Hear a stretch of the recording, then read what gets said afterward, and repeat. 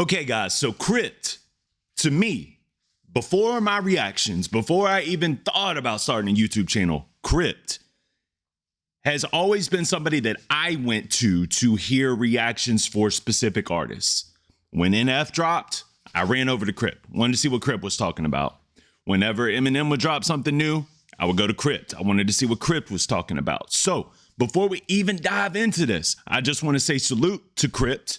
You are the man to me, bro. You're one of the reasons that I did start this channel amongst, just conversational points that I would have with friends. And when I got a little bit older and I started to realize that my friends were not as intrigued with hip hop as I am, I decided to, ultimately veer off and start a YouTube channel. But without the likes of Crypt, Knox Hill, Stevie Knight, the legends of legends when it comes to reactions, No Life Shack even, I would not have the platform that I do. I would not have the runway that I have. I would not have the blueprint to do what I do. So I'm grateful to Crypt and I'm grateful to these guys, Flawed. I just wanted to say salute. Just wanted to say salute before we even get into this and let you know that I rock with you, bro. However, I have only heard Crypt rap maybe once or twice in some big, massive freestyle. I don't remember which one. I know he's done a slew of them. I don't remember which one. I don't remember the lyrics. I just remember thinking to myself, like, oh, that dude's pretty dope. That's ultimately what led me to the reactions. And then the rest is history. But I've never really dove into his music. I will say probably about a year ago at this point, as somebody that is subscribed to him, I would see him say, hey, man, when I make music from now on, I'm not going to cuss in it anymore, which I salute. And I think that is super dope. I wish more people did that. I can tell that he is heavily influenced by NF because of the NF reactions that I've watched. So, we're all waiting on this new NF album to drop on the 14th, which is still 2 weeks away, hoping that he's going to give us some kind of video beforehand or whatever. All the NF fans, y'all know what I'm saying. And I'm looking at my algorithm today and I see this dark background in front of some water in the rain. And I'm like, oh man, he did it. And it was Crypt. So I click on it and I start listening to it for a second. I was like, hey, I'm gonna give him the view. I'm gonna check this out, bro. Let me see what Crypt is talking about.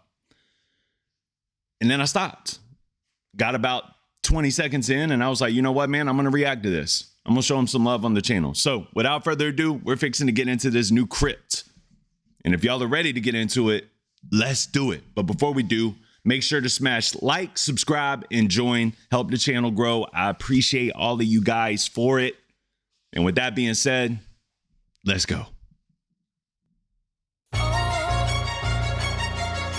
Yeah.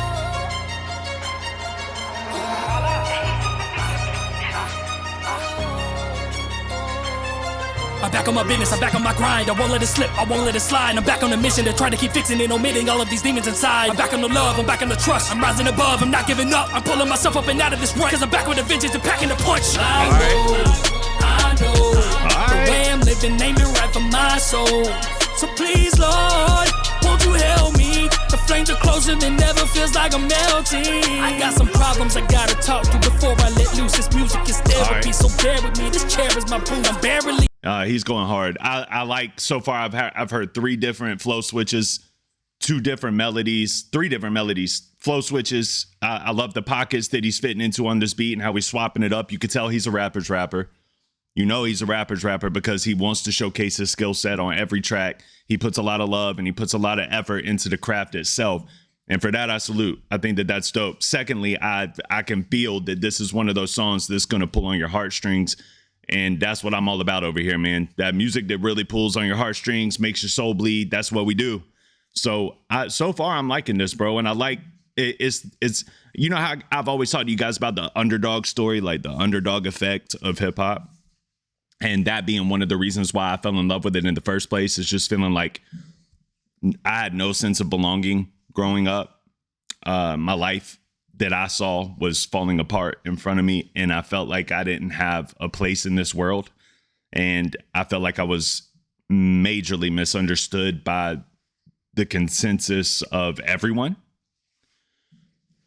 So when I found hip hop and I heard all these stories from, the people like 50 Cent, people like Eminem that come from nothing and went through hell and they really made something of themselves, that music had a major effect on me relatability wise. So I like this so far. This is dope. Let's run it back a little bit. I'm gonna get back to where he was singing. I'm back on my business, I'm back on my grind. I won't let it slip, I won't let it slide. I'm back on the mission to try to keep fixing and omitting all of these demons inside. I'm back on the love, I'm back on the trust. I'm rising above, I'm not giving up. I'm pulling myself up and out of this rut, cause I'm back with a vengeance and packing the punch. I know the way I'm living ain't been right for my soul. Hold up. So please, Lord, won't you help me? The flames are closer than never, feels like I'm melting. I got some problems I gotta talk to before I let loose. This music is therapy, so bear with me. This chair is my booth. I'm barely hanging on to life. Options are scarce and so few. I view me as toxic to myself. That's why I'm scared to recluse. And lately my music been nothing but fluff with no substance. I know it. It's tough to let go of these woes and I struggle to show it. It's been so many years with that venom spitting into the globe, and I know I infected heads with that mess, so I've chosen to hold it inside of my brain where that pain is at least tamed and controlled, where I own it and don't have to condone all those souls that I've broken. The anguish I loathe and keeps those safe from the strain of implosion. Refraining from saying those things is what's sane for the hopeless. Like, whoa, I know the way I'm living ain't been right for my soul. So please, Lord, won't you help me? The flames are closer than ever, feels like I'm melting. I like it. I like it. I think that sometimes I get lost. Like, I'm a bars guy, but lyricality can also stick out to me as well. And sometimes I get lost in those lyrics to the point where I'm even like, I'm so impressed with the showcasing of the lyricism that I forget that there's like a message here. You know what I mean? So this is one of those records I want to go back and kind of reacclimate myself to, because the way that he was going in and out of those pockets with the lyricality, I got lost in the lyricality a little bit. I'm not going to lie, but it's dope. And I like the sentiment of the song. I don't know if he's a Christian or not. Y'all let me know in the chat if I don't know if he's a Christian, but I would love to know, like, please, Lord, will you help me? That prayer, we've all prayed at some point in time. And I'm one of the fortunate ones that actually had a real effect from that prayer. Like, whenever I was in rehab, for those of you that don't know the story, hello, welcome to the channel. When I was in rehab, man, the night before I went, I swear to you, bro, I saw a demon, what I thought to be a demon at that point in time, that was just sitting next to me. It was just this shadow figure with like a red feather in his hat. And I was so gone, bro. I had been up for like 5 days, 6 days. And mentally, I was just drained, But I kept myself up and I kept myself going. I couldn't sleep. I might have got like an hour of sleep here and there, maybe. But for those of you that are amphetamine addicts, y'all know what it's like whenever you're going through that. And it's just like you can't sleep. So the next day you got obligations, you got duties to take care of. So what do? You take more. And you just you eventually do that so much that you forget you haven't really slept in 5-6 days. You start hallucinating. So it would be fair to say that I was hallucinating, but it saved my life nonetheless. So I see this shadow figure in the car, and I just start talking to it. I'm not scared at all. I'm just listening to music, talking to him about the music I'm listening to. It was 50 Cent's Get Rich or Die Trying. It's my favorite album. Playing this in the car. I was up till like 4 o'clock in the morning, and I tried to sell my soul to it. So I pull over, and I take out a notepad, and I write on this notepad that I want to sell my soul. And I'm like, for unlimited amounts of drugs and money. Like, I'm like, whatever it takes, bro, I'll give you. And he just looked at me and shook his head like, no. And I was like, well, what are you here for then? You know what I mean? I'm going through all this. And I had this, I had just this out. My dope boys had, they had been locked. One of them had been locked up, and one of them was refraining. I think I owed him some money or something like that. So he just wasn't rocking with me at this point in time. So I had this little bit of H left, and I break it down and I take it to the head. And that was the last opiate or amphetamine or drug that I have done in my life. Because when I hit it, I literally, like, I kind of became one with my heartbeat. And I heard my heart go.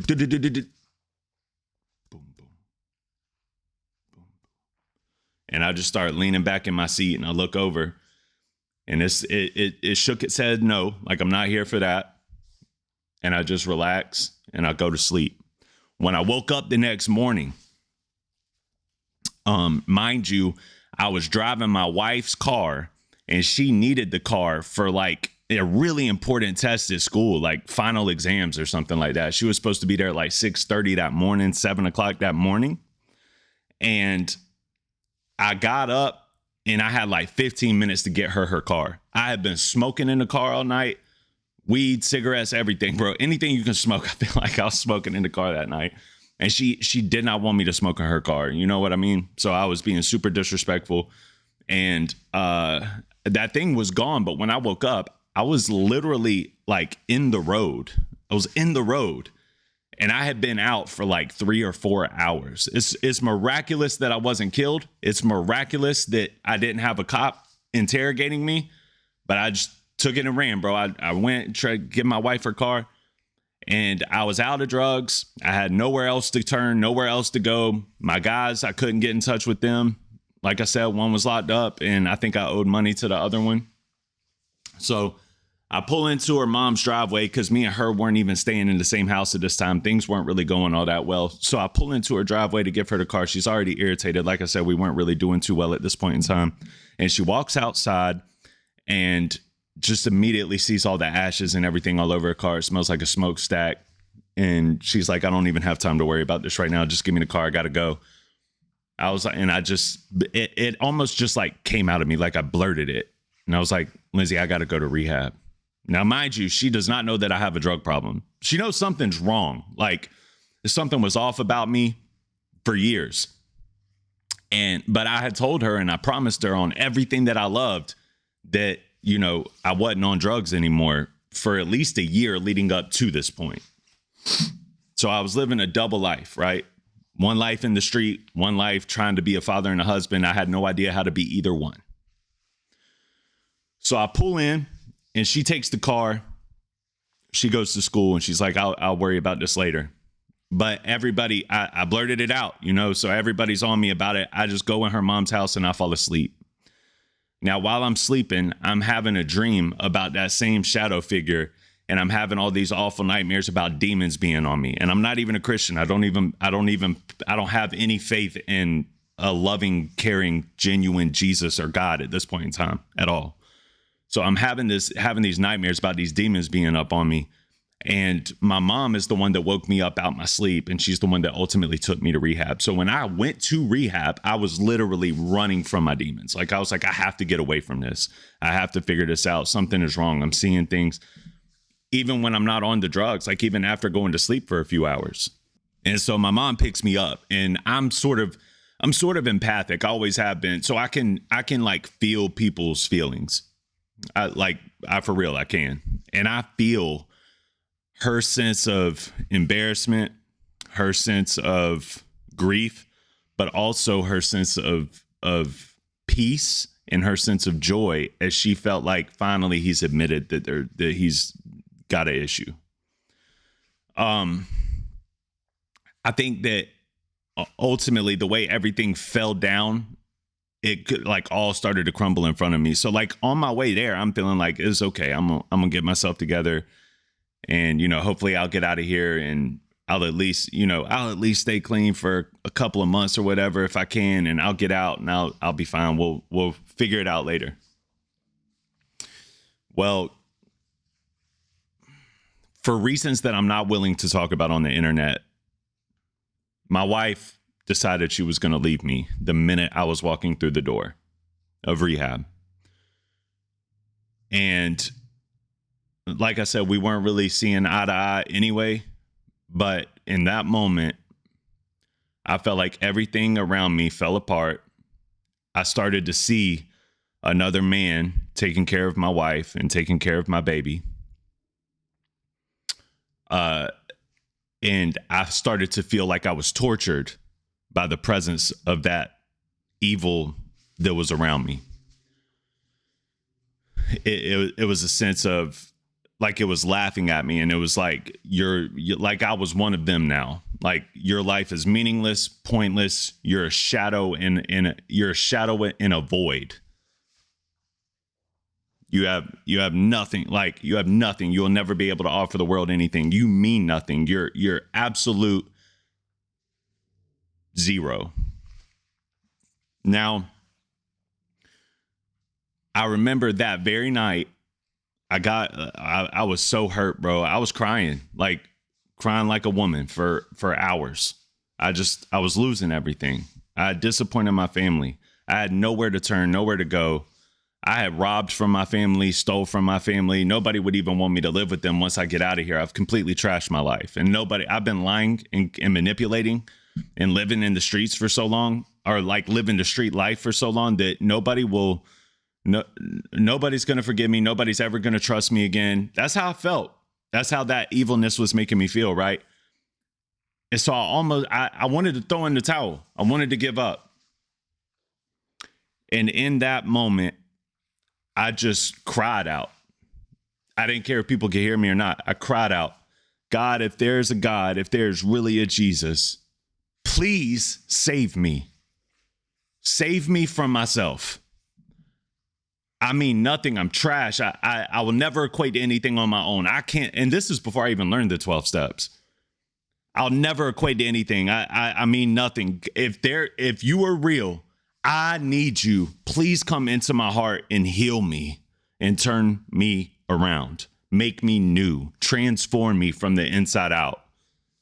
I was very passionate about it. I was crying about it. And I'm laying, on my stomach with my face into a pillow, just crying, And I felt that darkness on me. I felt it. It was heavy. And then as soon as I asked him that, God, I felt this overwhelming sense of peace, almost as if it was a hug wrapping its arms around me. And that weight of darkness just lifted and left me. And I knew in that moment I would never be faced with it again. And I rolled over onto my back and just got up with freely, I felt free. And the light in the room turned on and nobody was there. It's almost as if God was trying, and I don't know. You know what I mean? I don't have an explanation for this, but that light in the room turns on and it was almost as if God was showing me for real that you're no longer in the darkness. Now you're mine. Let's turn this over. Let's get your life on the right track. And that sense of motivation, that underdog story, is why I relate so heavy to music like this.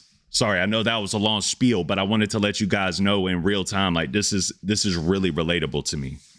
I know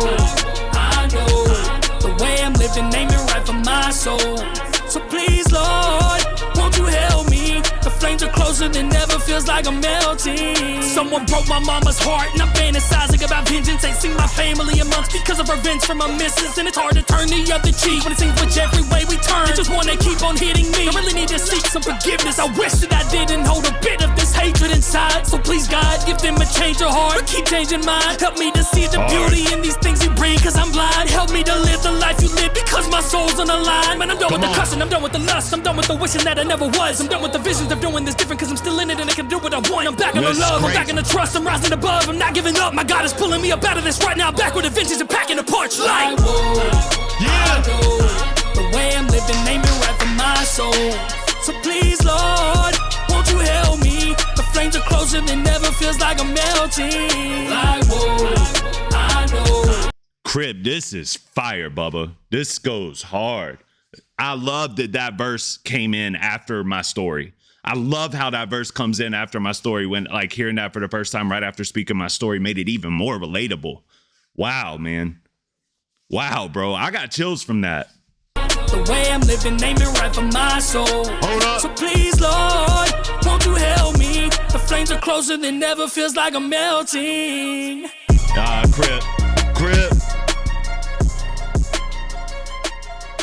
Nah, dog, that goes crazy. I love this record, Crypt. This was great. Super dope, man. Super dope record.